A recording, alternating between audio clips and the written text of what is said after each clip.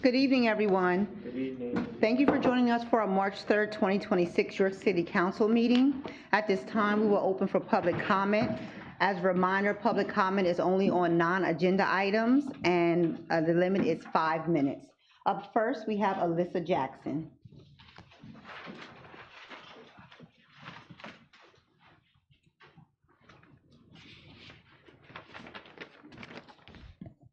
Good evening. My name is Alyssa Jackson. This is now my fourth consecutive City Council meeting. I am here again to speak about the safety of the residents of York City and to urge the city to stop ICE from having free reign. The community is more afraid every day. People's rights are being violated every day as well. ICE cannot be allowed to terrorize the citizens of York. They've bought warehouses in Pennsylvania. Pennsylvania must fight back. York must fight back. We all must fight back. That's all I have. Thank you. ICE out. Thank you. Up next, we have former Mayor C. Kim Bracey. Thank you for joining us this evening.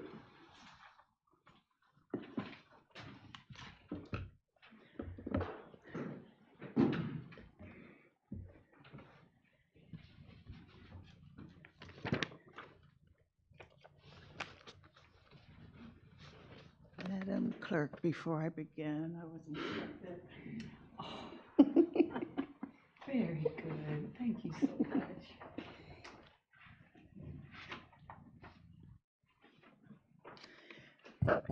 Good evening, all. Good evening. My name is C. Kim Bracey, York City. I am speaking tonight as someone who has hired, supervised, and worked alongside business administrators in this city and throughout the Commonwealth, and as someone who understands the scope and weight of that office, particularly in a third-class municipality. Michael Dowry is a York native, homegrown. He has built a career that could take him anywhere in this Commonwealth and beyond, and yet he has consistently chosen to serve here at any time asked. That commitment is precisely why accuracy and how we describe his qualifications matter. Mr. Dowry is a certified public accountant. He previously served as business administrator for the city of York, overseeing all municipal departments and fiscal operations.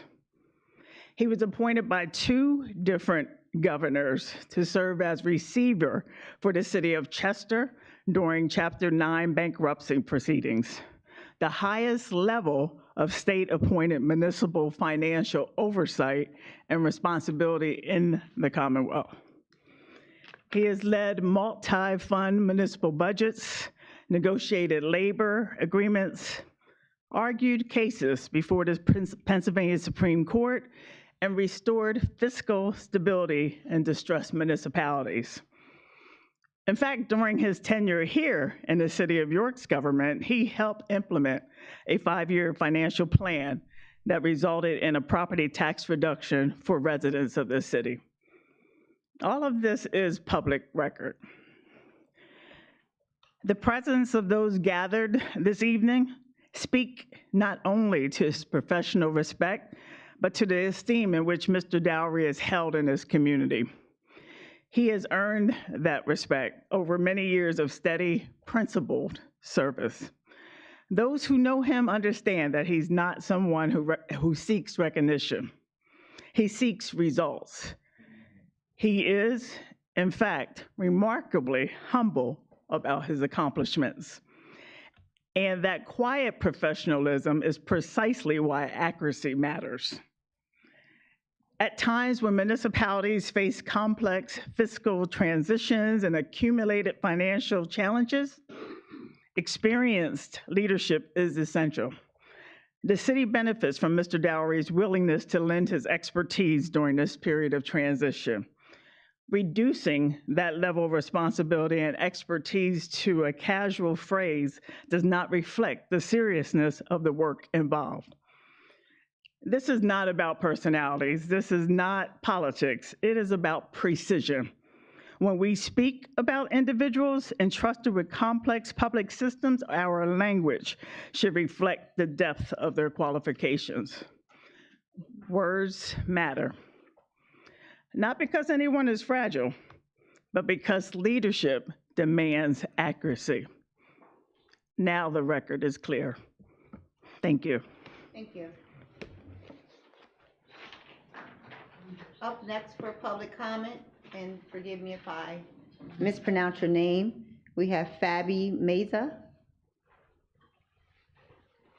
Or Fabi Meza. Oh, thank you. Good evening. My full name is actually Fabiola Meza. I am born and raised here in York. I will be turning 26 next week. Throughout all that time that I've been alive, I've witnessed and I've experienced, my family has experienced the discrimination against us for just being Hispanic.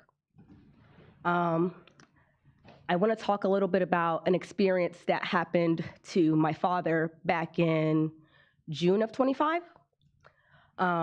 It was about 5 in the morning. I received a call from my mother, frantic, that my father, along with his other 3 coworkers, were in the West York area, and they were, I would like to say they were profiled for just being Hispanic and brown.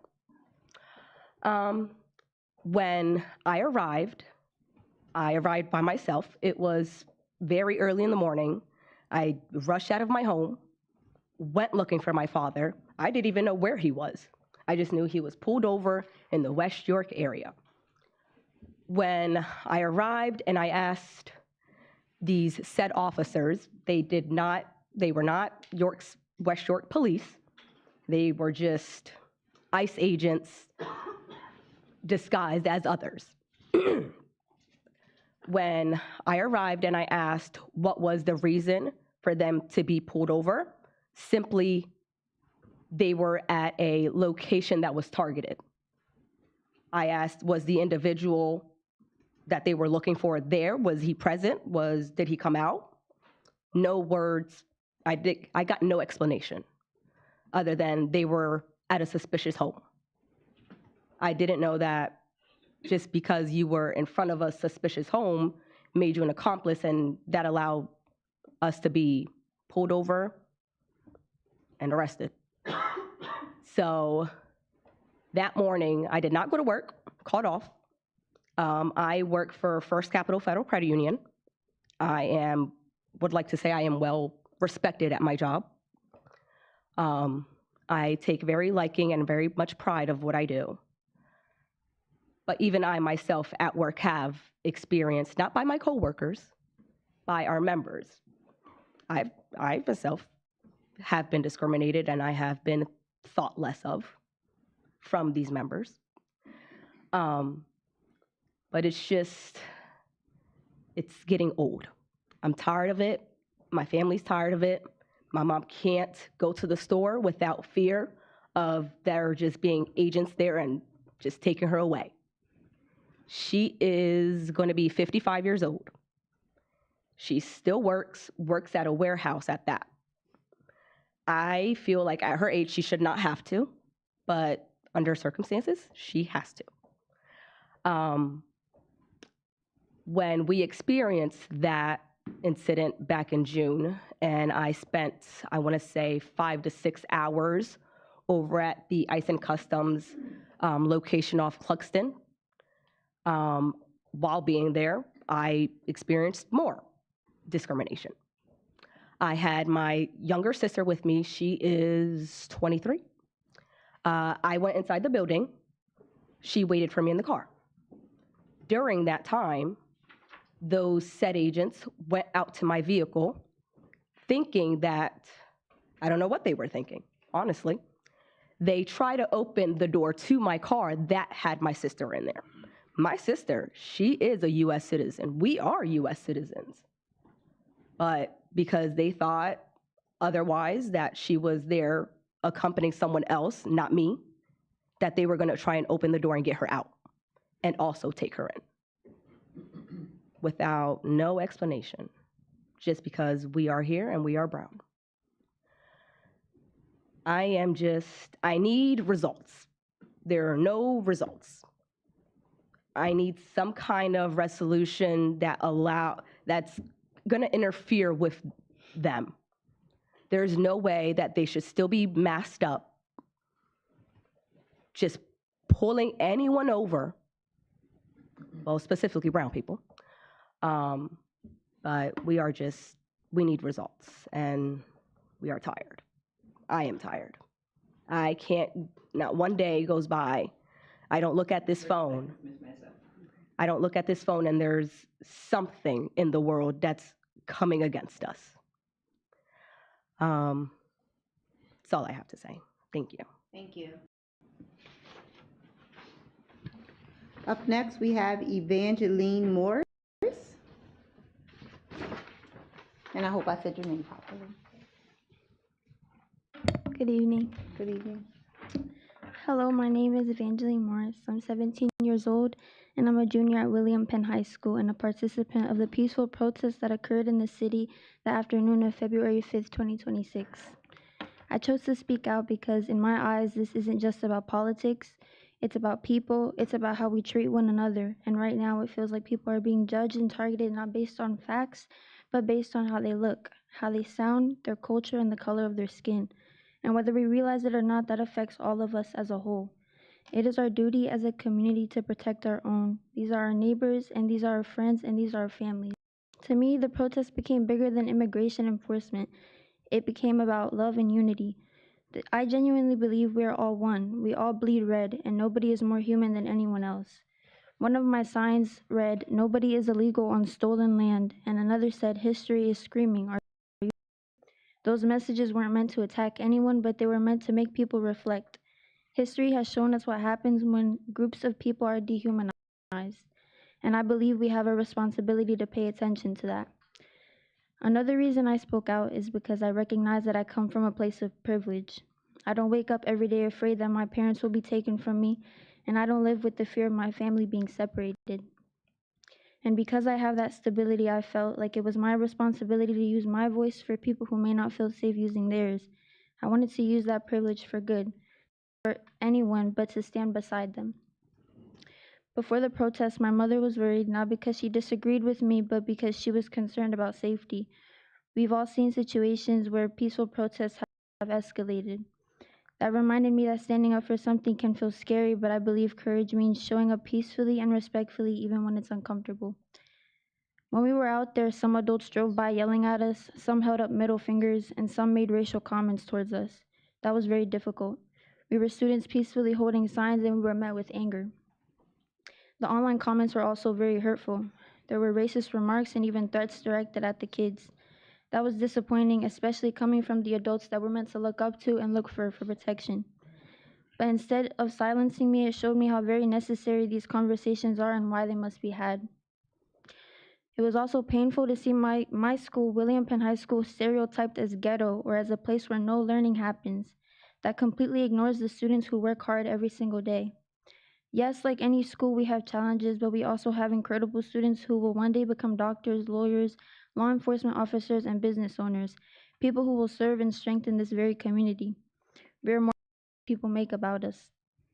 Some members of our community don't feel safe speaking publicly, and as students who could, we felt a responsibility to do our part. Like Dr. Little, one of our school faculty members, says, if everybody does a little, nobody has to do a lot. And this was me doing my part. At the end of the day, I stood up peacefully for fairness, unity, and respect, and I encourage others to stand up and do the same alongside us. We are one, we are the people, and we are the change, and that's what this meant to me. Thank you. Up next, we have Don Haight.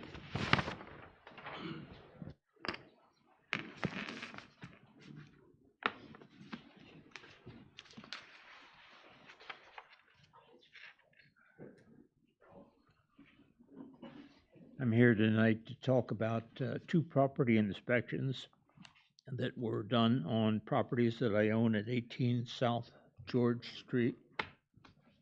I have had properties in the city of York for several years, decades actually, and I have never ever received a passing grade on the first inspection. And it's time now that you look into what's going on with property inspections in the city. I believe this is the property maintenance code that was signed into law by our Mayor Bracy in 2015. So these reports that I've received, these negative, the failures, the one failure was if older, this has to do with a smoke detector, if older than 10 years, must be replaced. There's no such language in this code. There's no such language in that code. Now, we're also told that we need carbon monoxide detectors. The building is 7 stories, total of 21 condominiums, and they're total electric. They're total electric.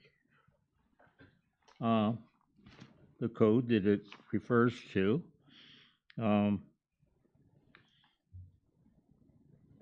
says if you have a fireplace or gas burning or what have you, the inspector was told that the properties are total electric. She ignored it, said there's gas in the building. Not to the best of my knowledge. Building was remodeled in 1983, and it's always been totally electric. Secondly, and this is a really an aggravating circumstance, was that all washer dryer complexes, one on top of the other, must have drip pans under them. Not a bad idea. As a matter of fact, the condo board was considering looking into that possibility. We did one in order to comply with the requirement. It took 4 people. You know, you have to lift those things in order to get the pan under. I don't think the inspector had a clue as to what she was asking when she asked us to put those pans under. Now, in looking at the maintenance code, it's not mentioned in here in the 2015 edition, but there is, and in the citation it says that section 7.04, and it doesn't go that far. So it must have been a very recent regulation that was imposed. Now, I was always under the understanding that you could not pass a law that caused a pre-existing condition to be changed. I know that that's true with zoning laws. Why would I have to put a pan under an already placed You have no idea. I should have taken pictures and brought them into You you have 30 seconds. and let you see them. I would ask in the time that I have left, please, somebody look into what's going on with property inspections. I have asked twice, a month ago, how many properties are being inspected and how many of them are turned down. Have there ever been any refunds? It's a game that we're playing. It's not all about the money. It's not public safety. Thank you. Thank you. Is there any further public comment this evening? Okay. At this time, it is 6. Did someone raise their hand? I thought I saw somebody raise their hand. It's 6:21 p.m. and we'll call our legislative meeting to order. Madam Clerk, can you please call the roll?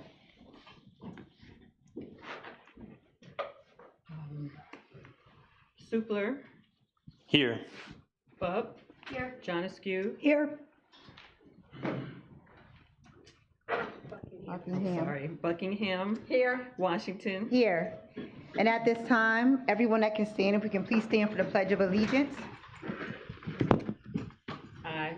Pledge allegiance to the flag of the United States of America and to the republic for which it stands, one nation, under God, indivisible, with liberty and justice for all.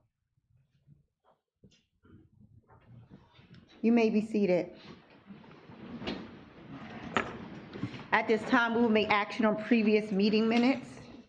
I make a motion to approve our February 17th, 2026 legislative meeting minutes and our February 25th, 2026 committee meeting minutes. Second.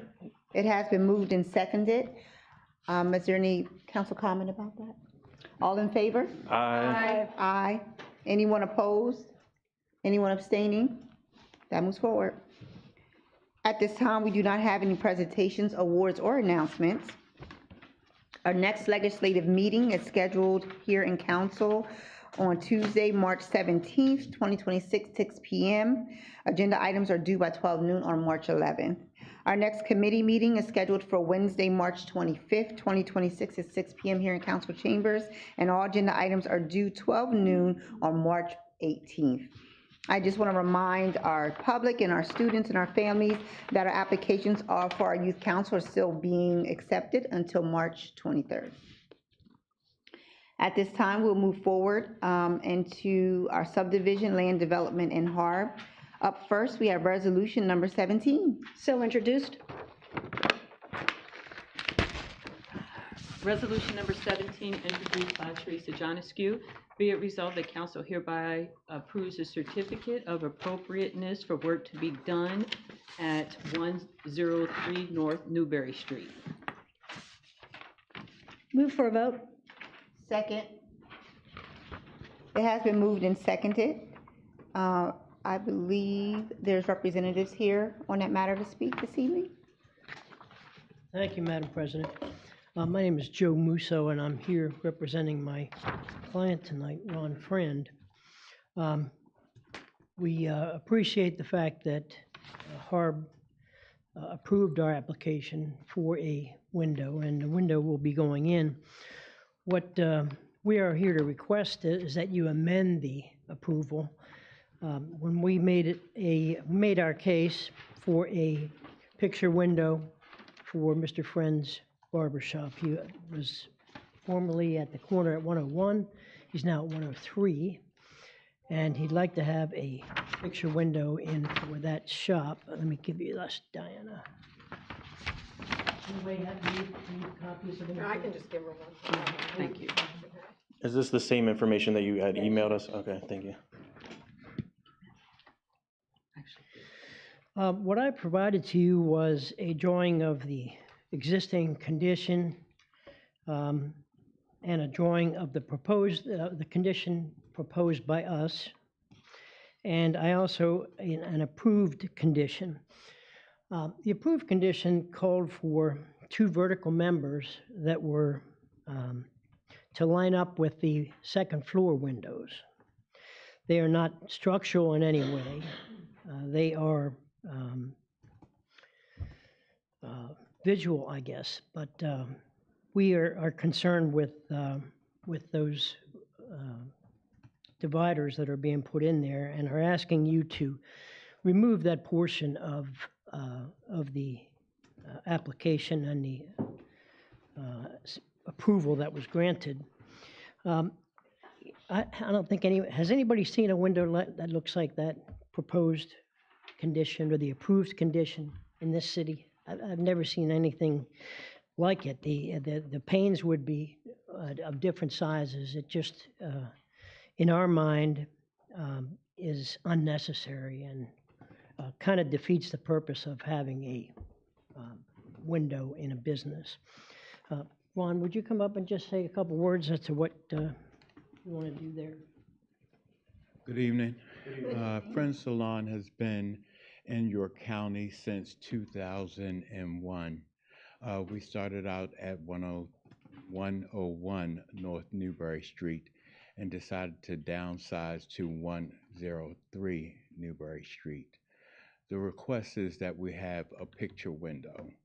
The members going down the window defeats the purpose of having a picture window, and I was just hoping that you can amend the decision by HARB to have the vertical members at the window. Thank you. The window is going to go in. It's been approved and it will go in. The only question is what will it look like. So we're just asking for you to. I know how hard it is to overturn a board that is making recommendations to you, but this is it would consider a somewhat small matter, and I think it's appropriate that you have the opportunity to do this, and we certainly would appreciate your concern in that. Okay, any questions? So the approved condition, that would be 3 different windows for one area, or is it just there's like kind of a cosmetic divider on top? It would be one window. So it's one window. Dividers, they're asking that dividers be put in there, in the window. So if they are put in, they would be put in one on the outside, one in the middle of the window, because it's a double pane window, and one on the inside. Okay. I believe we have Sarah from Downtown Inc. to share some comments. Actually here with my alternate HARB member hat tonight, ladies and gentlemen, and just wanted to clarify a few things. When HARB reviewed this request, all we asked was that we had an engineer make an evaluation as to the structural integrity of that wall to ensure that the single window unit would support the upper wall structure, or if there was going to be a lintel required. If there's a support column between the 2 existing windows and they remove that, they could have serious issues on their hand. And so that's why HARB's recommendation was to have a structural engineer look at it. We are not opposed to the picture window, actually made an accommodation to change the proportions of that window through a lighting, and so that was approved. We just want to make sure, since it's 2 windows and there's a structural support there, that removing that is not going to cause irreparable damage, and so we just wanted a structural engineer to look at it. Be happy to answer any other questions you may have. Thank you. I have a quick question for Sarah while you're here, actually. Was the vote by HARB on this case unanimous, or was there a... Let me double check. It was. Yes, yes. On the, okay, thanks. HARB, when I got the application, it said, yes, this will have to go to HARB because it can be seen from the street. You can't see structure from the street. Why is HARB stepping into structural items and engineering? You know, they will still have to get a permit, a building permit, to put this window in and provide it to the city. At that time, we will know that we have a window to put in, and we can tear some things out and see exactly what the top lintel is going to look like. But in my mind, much as the Planning Commission refers to you and HARB refers to you, I do not think HARB should be basing their opinions on structural items. It's completely out of their purview. I understand the situation. Of course, we understand that it could be a structural issue. We're certainly not going to put it in without. What we want to know from HARB is, hey, we want to put a window in here. Does it meet what you see from the street or does it not? And if it does not, tell us why not. Well, they did. They said they wanted these 2 vertical members. But I think it's wholly inappropriate for your HARB board to be talking about structures. And ask then, which they did at the meeting, for my client to spend engineering money, which was not appropriate at this time, because he just wanted to know if HARB's going to let us have a window. A permit will be gathered for the window, and there will be engineering review required for that. Thank you. Thank you. Is there any further council comment or question? First, I want to ask, Planner Griffin, did you let the HARB know that there would be somebody here to ask us for a change today? Yes, I did. I made them aware of that. Okay, thank you. But there are no other board members are here to talk about it. I think Sarah's an alternate member, so she is. Anyway, so I told them I would. Okay, and you were at the meeting? I was not at that meeting. No. Okay, I was looking for someone who's at the meeting. I know I went to the first appearance and when they made that request, and I know they seemed open for the board. Vice President Buckingham made the second meeting. Do you have anything to share that might shed some light on this? No, they did approve it with these, I'll call them dividers, but they're not structural dividers or whatever. My question is that they would be awarded the permit if they met this requirement to have the dividers. My question is, how no one from permitting was at the meeting. When they go for the permit, how do we know that they meet the requirement? So what happens after HARB goes, case goes through city council, then if the applicant, and I don't believe you submitted the permit yet, right? Correct? Okay, so it can go one of 2 ways. Either the applicant submitted the permit and it got stopped because it has to go to HARB first, or they did not. So when I get the signed resolutions, then I submit them to Lisa, our permit tech, and the applicant, and then either she'll know that the application for the permit is coming, or she'll know that one is already in there and she can move it forward. But Carlos Santiago is an alternate, and he's our BCO, and he does have a copy of the minutes. So he's aware of the fact that it's coming through. Thank you. I can't answer what the result will be because I'm not a BCO. And obviously, I don't attend HARB meetings regularly. I do watch some. But I'll be quite honest, I was surprised that it was approved, that the picture window was approved, because it does architecturally change the face of the historic building. I drive by this place at least once a day. It's on my path. And I mean, that did, I know they approved it, but I must say I was surprised. And I won't support it. Thank you. Is there any further council comment or questions regarding this matter? Sure. Yep. No, go ahead. Okay, so it is, North Newberry Street, mostly residential. Do we know, is that UN2? Do we know if it's the zone? Nancy says yes. She's shaking her head, yes. Yes, thank you, Nancy. Is that So, a yes? Yes. Okay. So UN2 does have business and residential. UN1? UN? Yes, please. So, Yes, UN1 is mixed commercial with residential, and I do believe this is a UN2 zoning district. So that's just, residential. so in UN2, they can have businesses though on the corner, right? because they do. Neighborhood, there are neighborhood businesses that have to be on a major artery or collector street.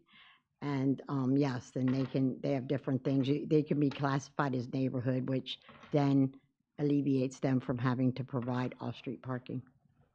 Right. And some other things, you know. Thank you, Nancy. I don't know if you know if there are any other businesses on the block, any other businesses with similar windows on the block? So yes, on the corner now is a barber shop, which is Cornerstone. And that's, I believe, Mr. Musso provided a picture. Right, to you okay. of that. So that is a similar. Now that, if I'm correct, was in before the barber shop got there. There was, I believe, an ice cream shop there at one point in time and something else prior to that. Not sure exactly when that particular window got installed. Okay. Anything else on the block? I don't know if you know or if anybody else knows. So there was I guess it's right across the way there. And there was a business there, but I don't think it's there anymore. That kind of double door entrance. It was, I believe it was sort of like a retail general, just some things, maybe some antiques or something at one point in time. Okay. Any other big pains of? You have the church across the street. Right. So, and then you do have on the other corner, you do have the little grocery store. Grocery store. Or as I can say, bodegas, I guess that's what they are. And I believe Gather 256 has a large window as well. They're on a main artery. But that was They're not all on a main artery. but that wasn't a residence. I think that was always a warehouse Right. type of situation. So, were there any neighbors who came out and spoke against or for this at any of the meetings? No. So the neighborhood hasn't registered one way or the other on this? Right. Okay. And I think somebody said Mr. Friend is going to live in the property, so live and work, is that the correct plan? Live and work? In September of 2016, the zoning hearing board granted a variance to this case to operate a neighborhood hair care facility on the property. So that's what he's working under. Also, let me just tell you what I know of from the meeting regarding the building official. At the meeting, Mr. Schermeyer, one of the members, said that they were short a member who was Mr. Buffington. Mr. Buffington is usually there, and he was the building permit person on the board. And they didn't have him there, and he said, they felt that it would have been good to have him to talk about the structure. And he suggested that I talk to the building code official, which I did. Went to the site and talked about what was there, and I asked him, if you would have been at that meeting, what would your opinion have been? And he said that it would have been a building permit issue, not a issue of the HARB board. Thank you. Any further council comment, questions? Yes. I want to thank Mr. Ron for choosing the city of York to do business and for your longevity in business. And I'm really appreciative, and I'm definitely open to the accommodation. And I would like to make a motion to remove the portion of the approval that requires the vertical separations. We have to hear from the public. Oh, I'm sorry. But I believe Councilwoman Janisco. What strikes me is there's a little bit of a change between, the outcome of the first meeting. I got the feeling that HARB wasn't putting any restrictions. They were just concerned about the structural. There was no, a little bit about the, how the appearance goes, but they weren't suggesting the divided windows at that time. And so something changed when the applicant went out, got the engineering, and, Mr. Friend, and did all that, and then now there's a new condition. It seems that something switched between the two meetings, and that makes me a little uncomfortable, because I agree with Vice President Buckingham. I was surprised they were entertaining the notion at all. But at that time, there didn't seem to be, their concern was only over, getting an engineering drawing. They were maybe concerned about how it was going to be trimmed out, so that the wood trim maybe is consistent with the rest of the facade. But I don't remember a discussion in the first meeting about divided, lights to make sure that, to improve the aesthetic. I just wanted to comment. But I was at the second meeting to hear the dialogue. Thank you. I'm of the same opinion. If they've approved the window at all, then how it presents with dividers or not, they've already approved the window. I believe it should be up to the applicant to dress it as they see fit, and just make sure that it's structurally sound. So, Thank you. I just have to clarify that what's before us is approving putting a window in there. That's what's before us. We have to approve Harb's recommendation. Thank you, Vice President Buckingham. Sarah? Just a couple of points of clarification. We did state that they needed to change the proportions of the window, as the horizontally oriented windows proposed were modern in appearance and proportion and violated the York design guidelines in a facade of vertically oriented openings and proportions. We allowed a compromise in the spirit of development with simulated divided lights to change the appearance from the street side of the proposed window to be more in keeping with the original facade. Secondly, just to clarify, we did reiterate that Harb is part of the permit process and that the applicant would need to work with the permits department. And if field conditions and permit department requirements change in what was originally proposed, then they would have to come back to Harb. And so I guess we were kind of acting preemptively, requesting this structural engineering recommendation, knowing that if that changes the setup of the window, they're going to have to come back to Harb anyways, if that helps clarify. Thank you. Is there any public comment regarding this matter?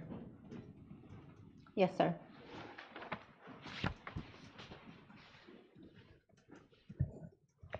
Manuel Gomez, City of York. As always, a privilege to be here.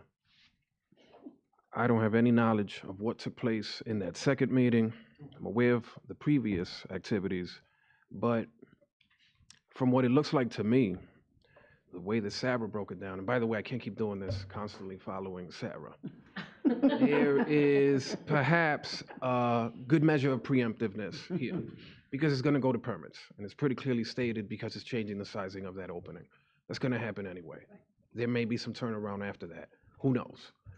What I would say, outside of this process in and of itself, I don't think anybody can counsel the applicant, Mr. Friend, who care for that building, that business, that homestead, or that neighborhood.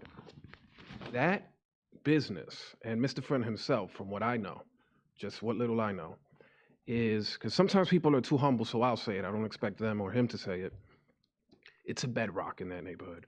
If it comes to care, if it comes to concern, if it comes to diligence, I wouldn't have any worries there. Any at all. Any at all. As a business, I think it's wonderful if there were any compromises made by that advisory board. Harb, then that's wonderful. Whether it's in the name of development or in deference to the goodwill and the stability that's been implanted in that neighborhood by Mr. Friend and that business, it's wonderful to see. We need more of this. I do want to dictate further. It's an advisory board. Their direction is not an imperative. It is an advisory board. So when I hear language such as, we have to approve, and perhaps it's semantics. Perhaps what was meant by the counselor was, we have to take action on the approval. I would hope, because you certainly don't have to approve what Harb advises. They're an advisory board. That's not to put down their efforts or their expertise, but they're just an advisory board. Thank you. Thank you. Is there any further public comment regarding this matter? I believe, Mr. Super, did you? Yes, President Washington, thank you. I make a motion to remove the portion of the approval that requires the vertical separations. Second. It has been moved and seconded. Go back again, you said, just to remove the portion of the approval that Requires. That requires the vertical separations. Thank you. So it was moved and seconded. Is there any further council comment regarding that? Any further public comment regarding that? Madam Clerk, can you please Okay. call the roll? So this is to amend it to remove the portion of the approval that requires the vertical separations. So if you say yes to this, then you approve removing that. If you say no, you want to keep the vertical separations in, okay? Supler, Yes. Bub, Yes. John Askew, Yes. Buckingham, No. Washington. Yes. And that moves forward. Up next, we have introduction. We have guys to need to hold. vote on it as amended. Oh, I'm so sorry. I'm so sorry. That's okay. And so at this time, I make a motion to approve the hard recommendations as amended by council. Second. Has been moved and seconded. All in favor? Aye. Aye. Anyone opposed? Vice Me, President Betsy, Buckingham. All right, that moves forward. Thank you.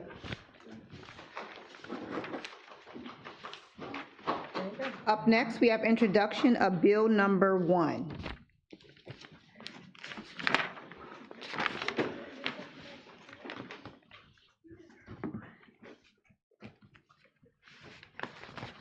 So introduced. Sorry, I was looking at the wrong one. My apologies. Actually needed that time. So introduced. Takes time to find the page. And that is Bill number 1, introduced by Betsy Buckingham.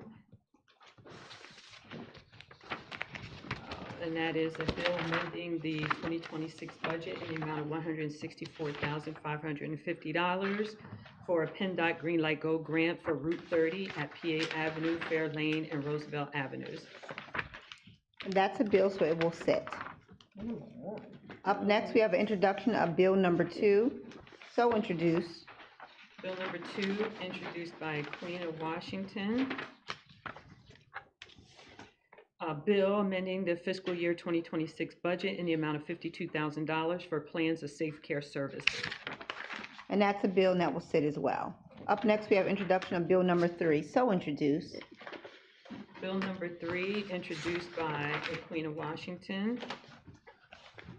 A bill amending the CDBG budget to reflect unexpended funding rollovers from 2025 to 2026.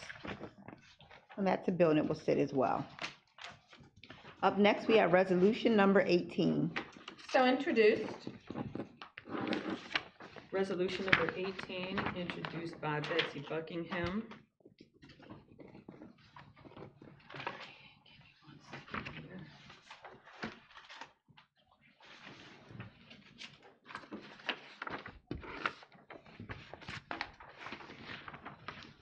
Whereas the 2025 budget was approved to include allocations of American Rescue Plan funding for strong, healthy communities, neighborhood features that promote health and safety, and whereas the city allocation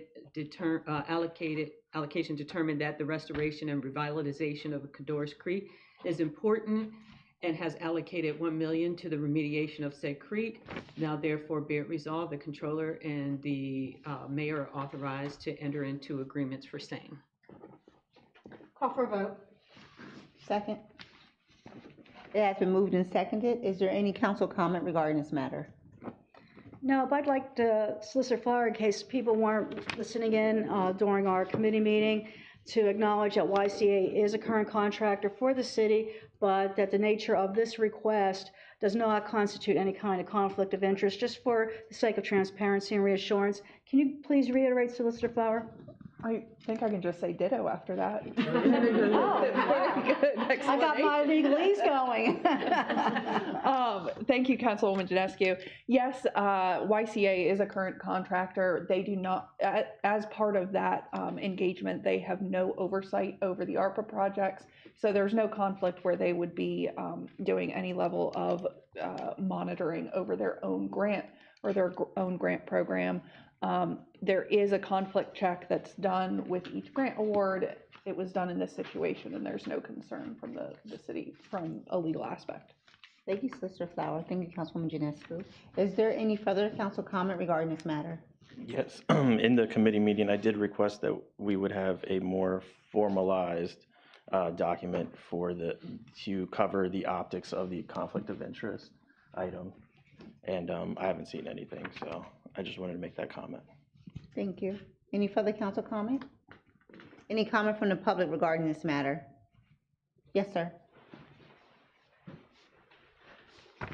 Manuel Gomez, thank you for tackling that head on. I understand the optics, but it's good to reiterate. I think it's a fair request the councilman has made, but to me, I think it's all very, very well handled thus far. Thank you. Thank you. Is there any further comment from the public? Madam Clerk, can you please call the roll? Supler, No. Bub,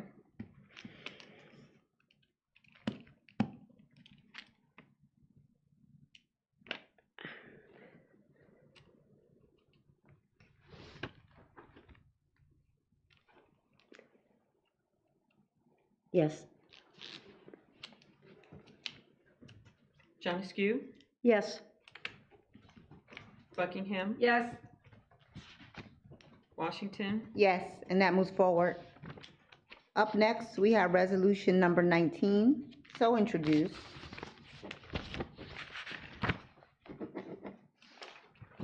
second here. Resolution number 19, introduced by a Queen of Washington. Be it resolved, whereas the city and LifePath are parties to an agreement regarding ARPA grant funding of certain funds issued pursuant to federal award assistance. And whereas the city determined that LifePath is in need of additional funds for the support of its operations, and the 2026 budget includes an additional allocation of ARPA funds to LifePath in the amount of $100,000. Now therefore be it resolved, council hereby authorizes the mayor and controller to execute agreements for same. Move to approve. Second. It has been moved and seconded. Is there any council comment regarding this matter? President Washington, I'm going to have to abstain from this vote as due to place of employment. Thank you. All in favor of Councilman Supler abstaining, say aye. Aye. Aye. Anyone opposed? That moves forward. Is there any further council comment regarding this matter? Any comment from the public regarding this matter? Madam Clerk, can you please call the roll?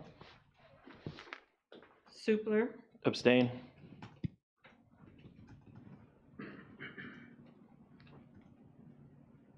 Bub, Yes. Janescu, Yes. Buckingham, Yes. Washington, Yes, and that moves forward. Up next, we have resolution number 20. So introduced. Oh, yeah, I'm sorry. uh-oh. What's under? I'm sorry, Vice President Buckingham.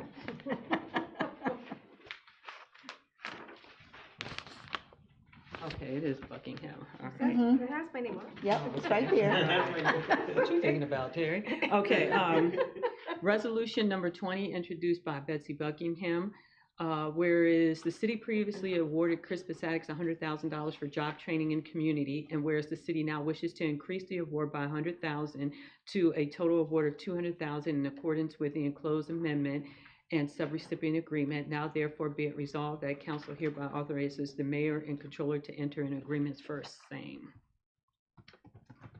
Move for a vote? Second.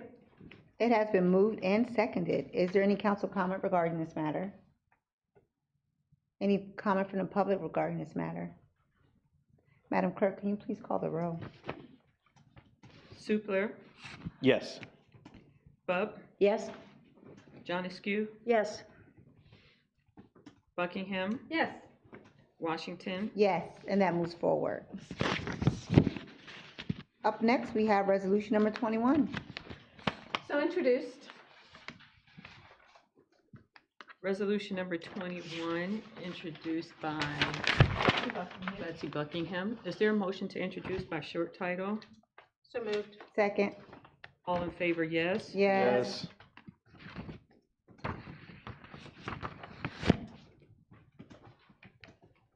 And that is a resolution authorizing the execution of a permanent and temporary easement agreement for tax parcel 09237050002.00-00000. Move for a vote. Second. It has been moved and seconded. Is there any council comment regarding this? Any public comment regarding this matter? Madam Clerk, can you please call the roll? Supler, Yes. Bub, Yes. John Askew, Yes. Buckingham, Yes. Washington. Yes, and that moves forward. Up next, we have resolution number 22. So introduced?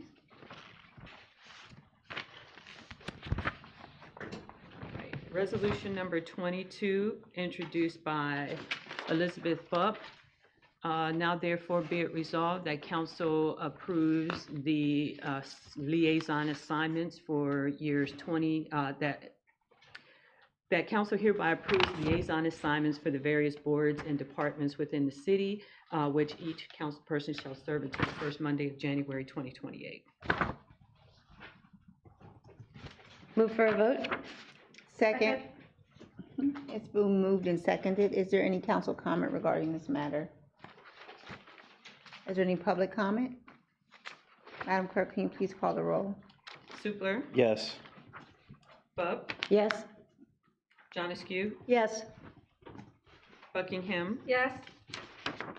Washington. Yes, and that moves forward. At this time, we do not have any requests for future meetings. Does anyone have council comment at this time? I know that I Yes. do have a council comment. I just had a quick question for Solicitor Flowers. I think there's no one from, anyone else from administration here. At the last council, I tried to run an impact study, and you informed me that there are specific numbers and information on the contracts. And then I read somewhere in the minutes that council can see them if they go through a right-to-know process. Is our council members able to look at contracts, if they would like to? And is there a process for that in place? So I don't know that I can speak to a process on behalf of the administration, but certainly council is not forced to go through a right to know request in order to get a contract. The way the ordinance, the clerk might murder me, but the way the ordinance is written is that they're all contracts, which under the ordinance is everything over $10,000, are to be filed with the department head, with me, and with the clerk. And in reading that, I presume the intent of that filing system is that, council should have access to the all agreements that are executed directly from their person, the clerk. I did speak with Diana earlier today, and that has not been happening. But I do know administration is working on streamlining the process.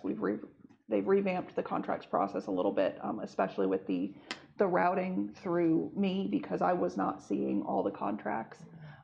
So I do know, I think I'm safe to say it's coming, it's being finalized, it is being revamped and redone. I think the clerk I believe the threat was to put me in a trash can if I sent all contracts.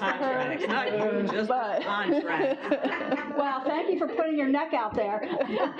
I'm safe. I'm all the way down here at least. Contracts. I have something better for you. I just wanted to, I'm sorry, are you all finished? Yeah. Okay, so that thing about where to keep the contracts was put in there years ago, I believe, by Councilman Texter. And so what these council people like to do is make rules and then they don't run again. and they're worse stuck with all the rotten eggs that they left behind. So I had made the comment then that I wasn't given the proper tools to take on that kind of assignment. There are a lot of contracts, and I just didn't have the tools available for that. And I said, I don't know that I can meet that. There was never anything done about it, and I just never, if it had a resolution attached to it, I copied it. Other than that, I wasn't keeping $2,000 contracts, $500 contracts. It was just too much. So my recommendation, it would be nice to have a central place online where every department could upload their contracts and make it searchable for people. And that way, we don't have to keep paper copies anymore. Would the That was my controller, idea. should the controller have a copy as well because he signs off I on think them? that was Yeah, in and there I'm too, sorry, the the controller, it does get a copy. Okay. And the administration is working on getting everything in OpenGov. So instead of, the controller's list that you see now, eventually that'll just be linked to OpenGov. What won't happen there won't be a link where, any member of the public can click in and go to a full contract because we can't automatically release every single contract. That's why it's got to come through the right to know process. But I don't know what that's going to look like for council. That's not up to me to decide, but it is, the central repository is in the works. Okay, thank you. I like it. Thank you, Clerk Thompson. I would just add that there is a SharePoint, that we have a council SharePoint where we can put documents. I assume you can see that each department has a SharePoint, and they could use that if the OpenGov setup, which I'm not sure how the OpenGov setup, which is the accounting system, would be able to show a document, a contract, but I look forward to seeing what they come up with. So OpenGov isn't just and forgive me, Council President, if you're not interested in hearing from me, but OpenGov is more than an accounting system. All the procurement is done through OpenGov, so it houses the original RFP responses, all those contracts. So it does have a much broader use than just an accounting, financial system. Thank you. It's a database, is what it is, yeah. It's pretty comprehensive. I don't think we're using it to the best of its capabilities, but. Thank you. And as far as further council comment, I just want to remind our residents that are doing some spring cleaning, that you can, when you got those large items that you don't want anymore, you can contact our larger item pickup. You can go to our website at yorkcity.org. If you go scroll down and go under report or schedule, if you go there, it'll say schedule a large item, click on there, and it will take you to the screen where you can just input online. Those and those of our residents who do not have access to the internet or don't have access to get on, you can also call 717-843-1240. And I also want to remind our city residents, and maybe not remind them, let them know that we have a plethora of wonderful positions open here at the City of York. And we encourage you to go to yorkcity.org, check them out, and we encourage you to apply if any of them interest you. Thank you. Do we have any further comments? Yes, President. I want to say congratulations to Beaver Street Bistro and Men in the Kitchen on your respective ribbon cuttings, and shout outs to Eco Latino Americano 809 for organizing the Dominican Republic Independence Day celebration here at City Hall. We still have some remnants. And also shout out to the City of York for being recognized as a Habitat Hero today for the work on affordable housing and expansion of housing options for residents. And I also want to continue to talk about the encampments, especially those near Advance Park, and to make sure that there is special attention being paid as the Code Blue season is going to be coming officially to an end April 1st. And so it would be, I hope there's serious conversations happening, because those who are participating in this program, where they're increasing their census at the shelters, that we have some kind of solution.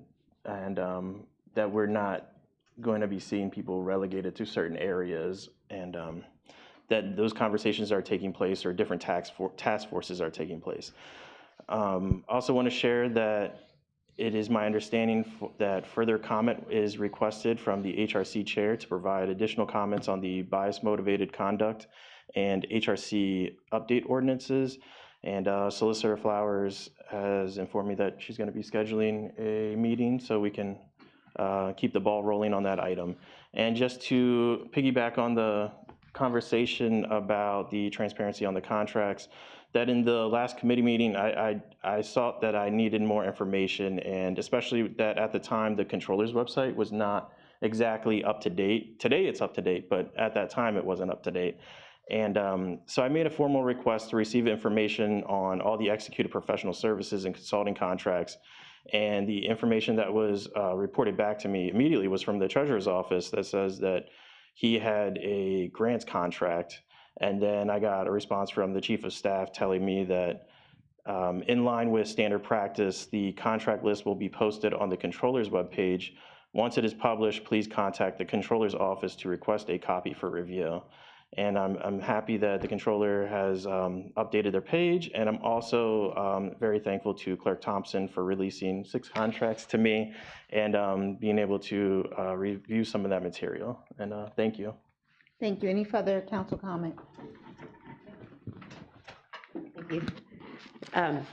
First, I wanted to thank Alyssa for continuing to show up. I wanted to thank Fabiola also for her testimony. It's very important that we hear that, so thank you. And also for Evangeline, so impressive. What a great job you did. And we do have a council, youth council, so please take a look into youth council. I think the deadline for applying is the end of March. I mentioned earlier, March 23rd. Perfect, thank you. And I wanted to thank Mayor Bracy for speaking on behalf of Mr. Dowry. I know he has a long and great career, and I've never meant anything negative. If I've been if people have misunderstood me, I'm only speaking about the open business administrator position and hoping that we get, when they hire someone, that they have the municipal experience that will help them just go right in there and clean it up. Now, I don't know what Mr. Dowry is doing for the city, but it sounds like we should be thankful that he's here, so thank you. I wanted to talk about the gas meters. It's gas meters. Columbia Gas is installing external gas meters. Some of you have seen them around the city. They're currently coming to the East Market Street in the 300 block.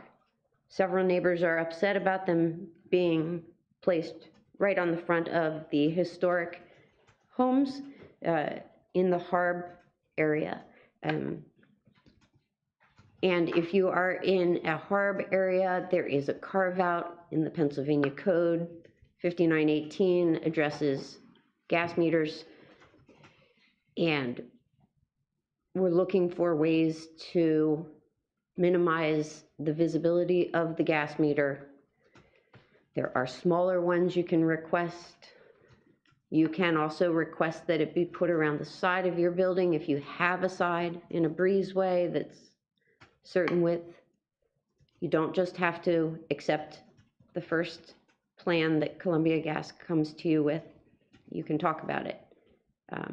You can file a complaint with the PUC. And I just wanted people to be aware of it. If you have questions about gas meter installation, I'm happy to tell you what else I know, because I've been through it several years ago. And lastly, my hesitancy on the $1 million for the Creek project is just that I think that $1 million could be spent better on housing, but we have 1 year left of ARPA, and I don't know that a project can be up and running and use that $1 million by the end of the year. So the Creek project has been around since 2017. There are beautiful plans out there. Take a look, and we look forward to seeing how that progresses. Thank you. Thank you. Is there any further council comment? It's 7:09 PM and our meeting is adjourned. Everyone have a great rest of your evening and an even greater rest of the week. Thank you.